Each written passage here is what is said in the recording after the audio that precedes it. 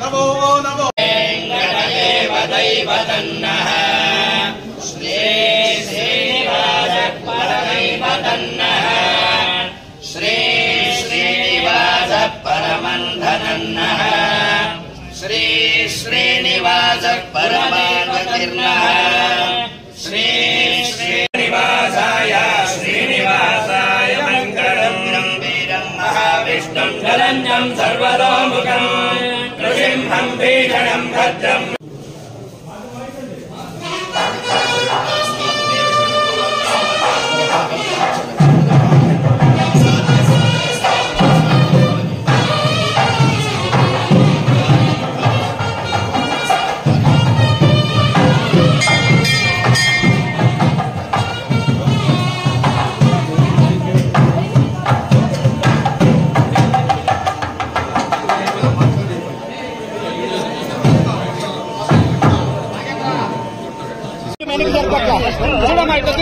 ఎరికి జరగాలి కొంచెం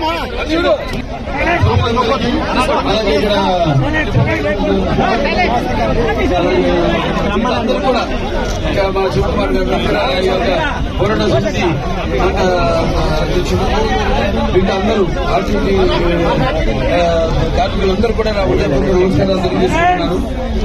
ఏ దేశ చరిత్ర చూసినా మనం ఆ దేశం అభివృద్ధి చెందిందంటే సర్ఫేస్ ట్రాన్స్పోర్టేషన్ వల్ల. సర్ఫేస్ ట్రాన్స్పోర్టేషన్ ఒక మూల నుంచి మరొక మూలకి ప్రజలు రవాణా సౌకర్యం కల్పించడం. నా గుర్తు ఆనాడు అటల్ బిహారీ వాజ్పేయి గారు ప్రధానమంత్రిగా ఉన్నప్పుడు మన కాబోయే ముఖ్యమంత్రి వర్యులు చంద్రబాబు నాయుడు గారు ఆనాడు మరి ఒక సంస్కరణ తీసుకొచ్చారు. వాజ్పేయి గారు చెప్పడం జరిగింది, ఇలా మీరన్ని రోడ్డు అనుసంధానం చేయండి, దేశం దానంతటి అదే అభివృద్ధి చెందుతుందని.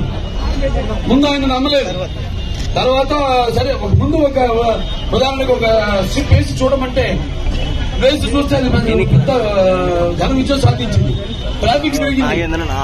అక్కడి నుంచి మొత్తం దేశమంతా కూడా అప్పుడు అవిభక్త ఆంధ్ర రాష్ట్రంగా ఉన్నప్పుడు మరి రోడ్లు అయితేనేమి, రోడ్డు మెడలు చేయడం అయితేనేమి, లేకపోతే ఫ్లైఓవర్లు అయితేనే వేయడం అయితేనేమి, బ్రిడ్జిలు కట్టడం అయితేనేమి, లేకపోతే అవుటర్ రింగ్ రోడ్ అయితేనేమి, ఇలా ఏ దేశం చూసినా కూడా వాళ్ళు చైనా చూస్తున్నాం, మన అమెరికా చూస్తున్నాం, దేశాలన్నీ కూడా అభివృద్ధి చెందింది అంటే ఈ యొక్క రవాణా వ్యవస్థ వల్ల. మరి ఆ రవాణాకు అనుగుణంగా మనం రోడ్లు కూడా వేయాలి.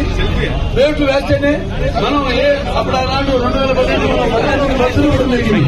ఆ తర్వాత పెద్దిరెడ్డి రామచంద్రెడ్డి గారు మొత్తం 10 బస్సులు తీసుకెళ్లిపోయారు ఇక్కడి నుంచి. ఆనాడు కోతులు లేని మనం అన్ని బ్రహ్మాండమైన లింక్ రోడ్లు, అన్ని బీటీ రోడ్లు అయితేనేమి, లేకపోతే సీసీ రోడ్లు అయితేనేమి, ఎవరికైతేనేమి బస్సులకి అటు ప్రయాణికులకి ఎవరికి ఎటువంటి ఇబ్బంది కలగకుండా రోడ్లు వేయడం జరిగింది.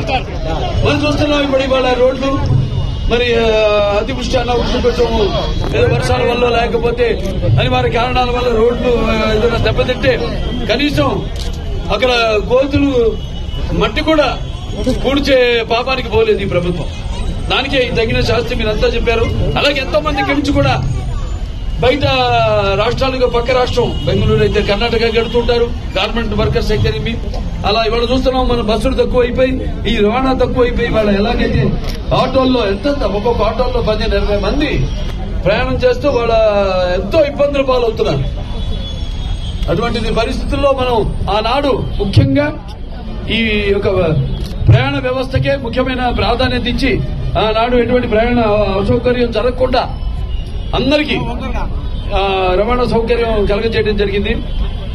ఇవాళ మరి చూస్తున్నాం వాళ్ళు చేసిన పాపానికి ఇవాళ ప్రజలు తగిన శాస్తి చెప్పారు. ఇవాళ ఎన్నికల్లో ఇవాళ మీ అందరికీ నా శిరస్సు వంచి ధన్యవాదాలు తెలియజేస్తున్నాను.